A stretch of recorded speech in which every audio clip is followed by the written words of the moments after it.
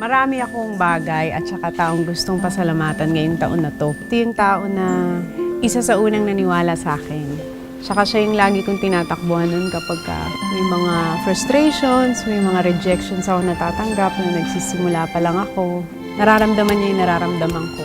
Tapos bago pa ako masaktan, minsan mas nauuna pa siyang nasasaktan para sa akin. Ganun yung connection namin.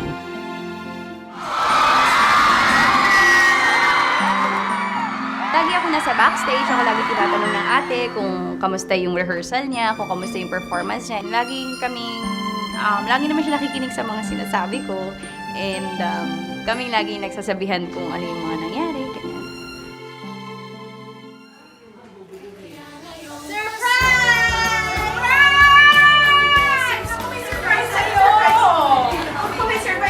Ako may surprise sa'yo! Ano?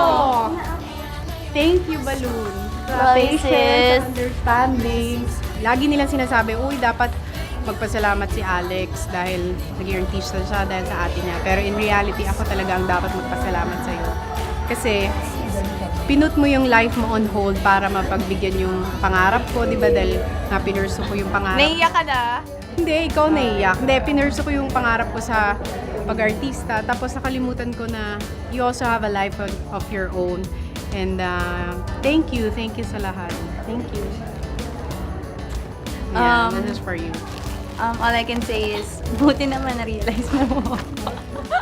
Love you, sis. So proud of you! If there's one person na gusto kong pasalamatan, malaking bahagi siya ng 15 years dahil hindi ko alam kung paano ako makakasurvive ng 15 years sa industriya na wala akong kapatid na katulad niya.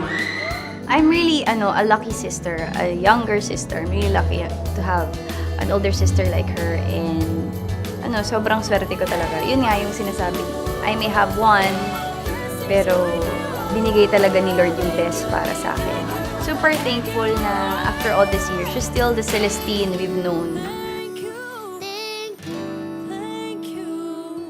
Thank you, ang babait ninyo.